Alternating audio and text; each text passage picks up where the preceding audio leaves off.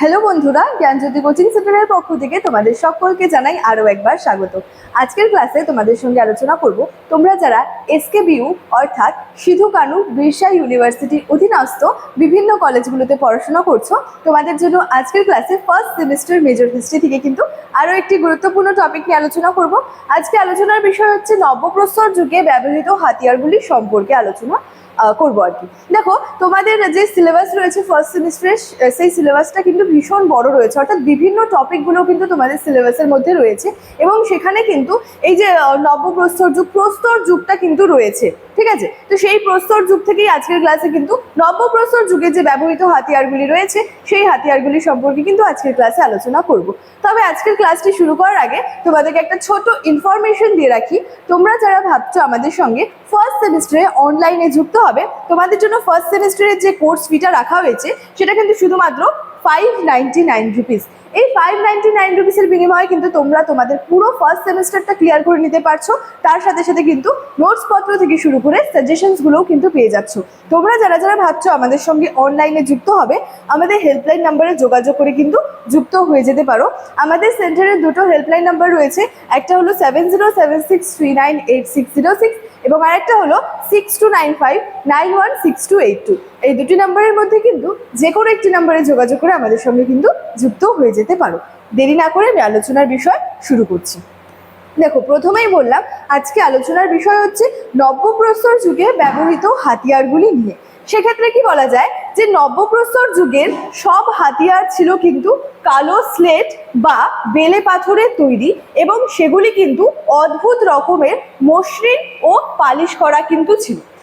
প্রাচীন প্রস্তর যুগে এবং মধ্যপ্রস্তর যুগের থেকে কি বলা হচ্ছে, নবপ্রস্তর যুগের যে সমস্ত হাতিয়ারগুলি রয়েছে সেগুলি কেমন ধরনের ছিল?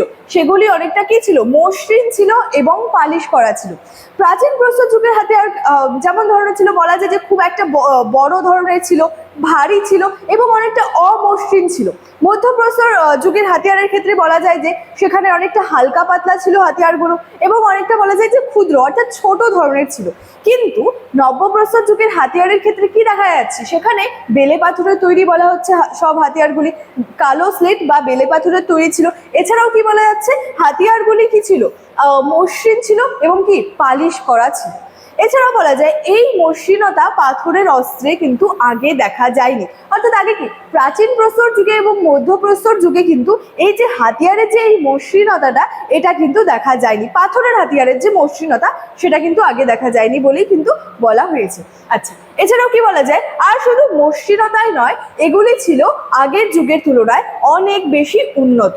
মানে এই যে নব্যপ্রস্তর যুগের যে হাতিয়ারগুলি ছিল সেই হাতিয়ারগুলি কিন্তু একটু বেশি উন্নত মানের ছিল, যেটা কিন্তু প্রাচীন প্রস্তর যুগ এবং মধ্যপ্রস্তর যুগের হাতিয়ারের ক্ষেত্রে কিন্তু এত উন্নত মানের হাতিয়ার কিন্তু দেখা যায়নি কিন্তু বলাই চলে।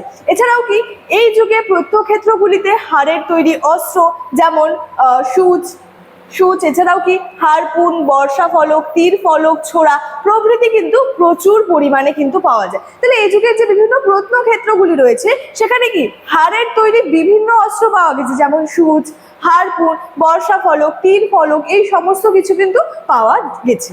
এছাড়াও কি এই যুগে হাড়ের তৈরি অস্ত্রের ব্যবহার কিন্তু বহু গুণে বৃদ্ধি পায়। তো এই যুগের হাতিয়ারগুলি আমরা কি দেখছি, যথেষ্ট কি উন্নত মানের হচ্ছে।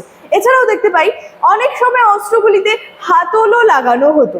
যাই হোক, বলাই যায় যে মানুষের জীবনে এই সময় কি হাতিয়ারগুলির মাধ্যমে অনেক নিখুঁত কাজ করা কিন্তু সম্ভব হতো। যেহেতু কি ছিল এই নবপ্রস্তর যুগের হাতিয়ারের ক্ষেত্রে আমরা কি দেখতে পাচ্ছি, একটা মসৃণতা দেখতে পাচ্ছি, পালিশ করা রয়েছে হাতিয়ারগুলি, যেটা কি বলা যায় এই যে একটা এই নবপ্রস্তর যুগের হাতিয়ারের ক্ষেত্রে যে মসৃণতা দেখতে পাচ্ছি সেটা পাথরের অস্ত্রে কিন্তু আগে কখনো দেখা যায়নি, এটাই কিন্তু এখানে বলা হচ্ছে। সুতরাং বলাই যায় যে প্রাচীন প্রস্তর যুগ এবং মধ্যপ্রস্তর যুগের থেকে নব্যপ্রস্তর যুগের হাতিয়ারগুলি কিন্তু অনেকটাই বেশি বলা যায় যে উন্নত মানের ছিল। তো নব্যপ্রস্তর যুগে যে ব্যবহৃত হাতিয়ারগুলি সম্পর্কে আজকে আমার আলোচনা কিন্তু এতটাই ছিল। কোর্স ফি সংক্রান্ত যে ইনফরমেশন রয়েছে এবং কন্ট্যাক্ট নাম্বার রয়েছে সেটা কিন্তু আগেই দিয়ে রেখেছিলাম। চলো, আজকের ক্লাস এতটাই। দেখা হচ্ছে তোমাদের সঙ্গে পরবর্তী ক্লাসে একটি নতুন টপিকের সাথে। তোমরা সকলেই ভালো থেকো, সুস্থ থেকো। Thank you so much. Thanks for